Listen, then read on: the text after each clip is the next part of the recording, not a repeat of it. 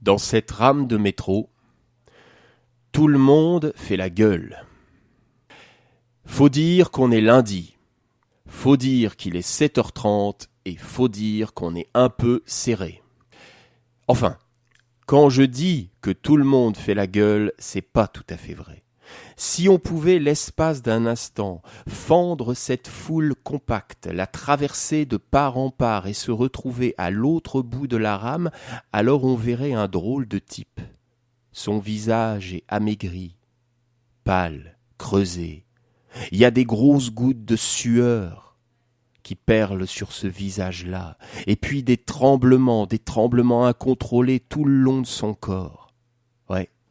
Ce qu'on pourrait lire à ce moment-là sur ce visage-là, c'est une effroyable terreur. Ce gars-là, il s'appelle Ulysse Martin. Il y a 3 mois, dans la boîte pour laquelle travaille Ulysse Martin, il y a des rumeurs qui ont couru. On a commencé à parler de plan social. Eux, ils se sont pas inquiétés, hein. Non, parce que ils se sont dit, dans plan social, il y a social. Et social, c'est bien. Alors ils ne sont pas inquiétés. Mais quelque temps plus tard, il y a une nouvelle rumeur qui a couru. On a parlé de l'arrivée imminente d'un nouveau DRH. Alors DRH, pour ceux qui connaissent pas, ça veut pas dire dermatologue raclant des horreurs. Non. Quoique. Non, ça veut dire directeur des ressources humaines. Ils sont pas inquiétés non plus, dans la boîte d'Ulysse Martin, parce qu'ils ont dit dans directeur des ressources humaines. Bon, c'est vrai qu'il y a directeur, mais il y a aussi humaine. Et humaine, c'est bien.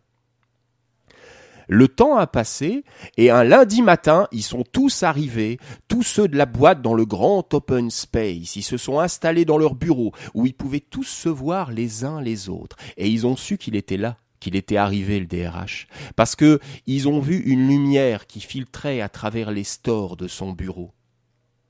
Ils se sont dit qu'il allait se présenter à eux dans la journée, mais le midi, il s'était toujours pas présenté, et la journée s'est écoulée sans qu'il pointe le bout de son nez.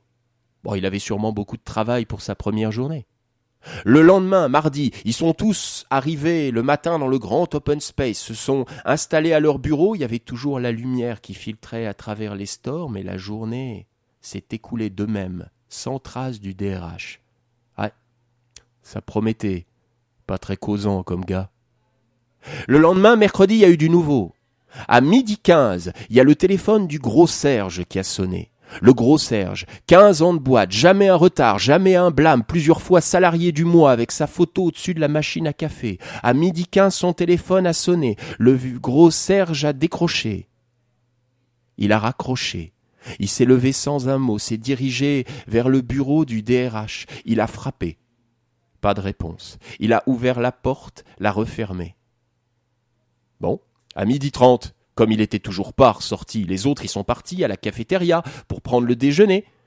Mais quand ils sont remontés, 1 heure plus tard, le bureau du gros Serge était vide. Et il y avait toujours cette lueur à travers les stores du DRH. Le lendemain, le gros Serge n'était pas revenu. Cette fois, à 12h15, ça a été au tour du téléphone de Julie, la secrétaire de direction, de sonner. Elle a décroché. Raccroché, s'est levée sans un mot, s'est dirigée vers le bureau du DRH, elle a frappé. Pas de réponse, l'a ouvert la porte, l'a refermée derrière elle. Et elle non plus, on l'a pas revue.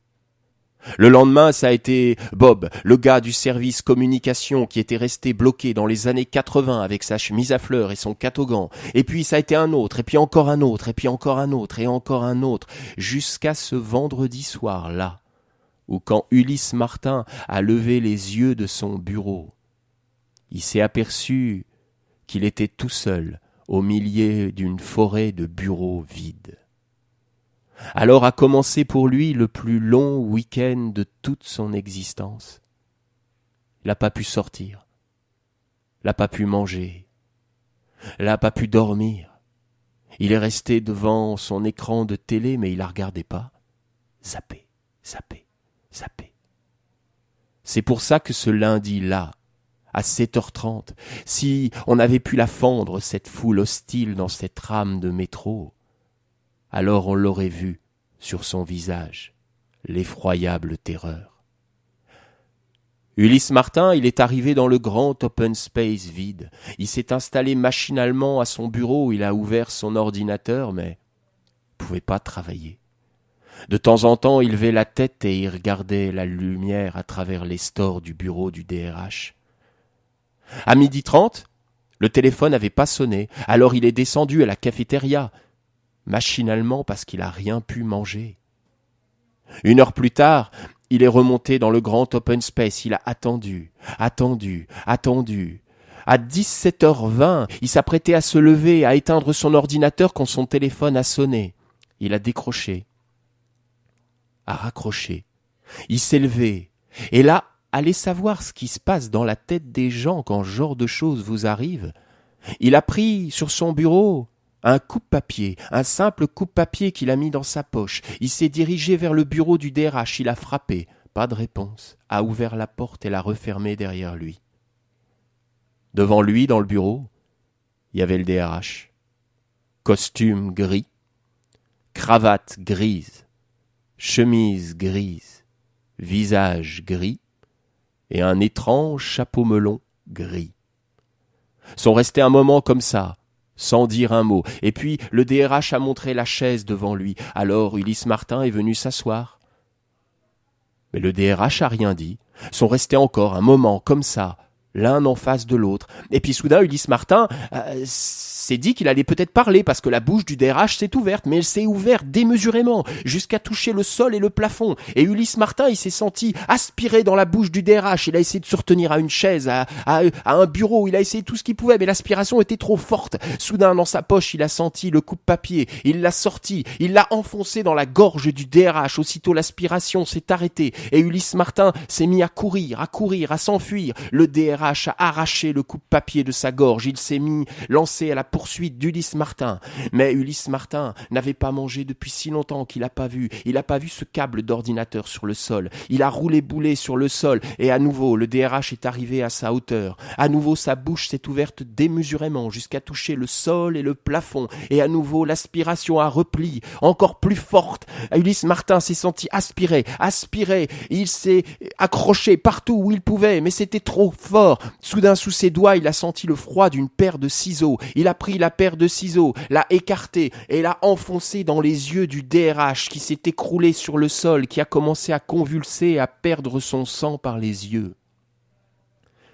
Et Ulysse Martin, il est resté là, à le regarder convulser beaucoup, et puis presque plus, et puis plus du tout. Et allez savoir ce qui se passe dans la tête des gens quand ce genre de choses vous arrive. Ulysse Martin, il s'est dit que si on trouvait le DRH là avec les ciseaux dans les yeux et tous les autres qui avaient disparu autour, on allait l'accuser lui. Ah, c'est sûr. Non. Il fallait qu'il se débarrasse du corps. Voilà, se débarrasser du corps. Il avait vu ça dans une série américaine. Se débarrasser du corps.